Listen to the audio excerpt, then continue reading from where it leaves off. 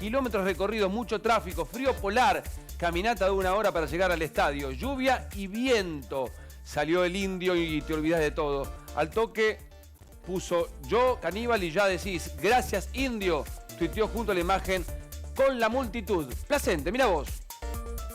Y esto, además de mirar, hay que escuchar. Se llama Work Beach, es el nuevo single de Britney Spears, que está anticipando su 8º disco. Y lo lanzó en Twitter. La verdad es que algunas horas antes se filtró en internet con una imagen muy sexy, muy provocativa del artista.